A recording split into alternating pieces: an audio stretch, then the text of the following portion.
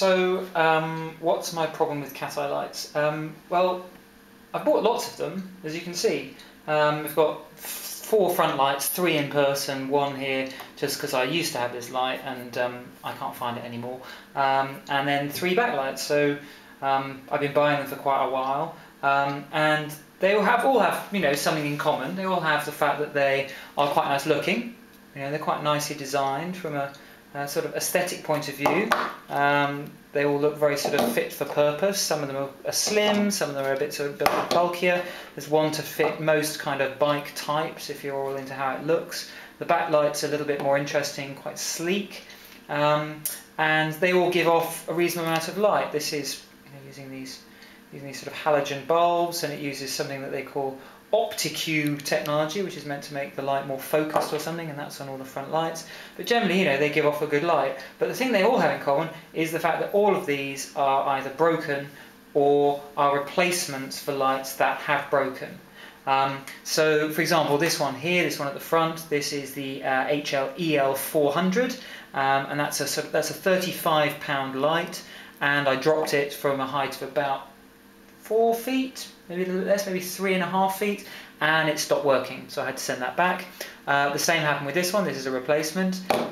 This one, the catch doesn't work anymore, it's broken off, so once it's on the bike I can't get it off. This one again stopped working because of a drop from about 3 feet, and I taped it up and it worked for a bit and then it stopped working. This one here, it works. Oh, no, it doesn't work.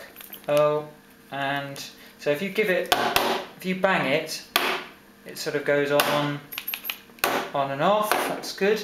Oh, it's on again. There we go. Can we just switch you off? There we go. This one here is broken. So I dropped that, and this broke off. It's got a very flimsy area where it snaps in here and is glued in. And this one here sort of similarly stops when it gets knocked. So lots of problems basically. They can't really take any sort of heavy duty treatment, and I think basically if it's a bike light, it needs to be more robust. Bike lights are going to get dropped. They're on bikes. Bikes are kind of jiggling around, and they need to be made to withstand quite a lot of hits. But the question is, why do you keep buying them if they keep breaking on you? Well, the reason for that is the clips that hold them onto your bike.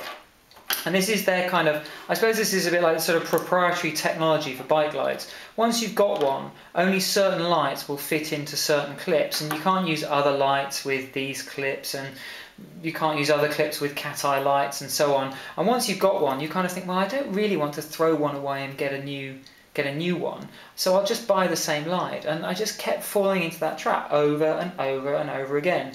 Now, I did get in touch with them about the problems that I'd had with the lights, but they keep directing you to the stockist, which is very annoying. When I did get in touch with them directly, they didn't reply.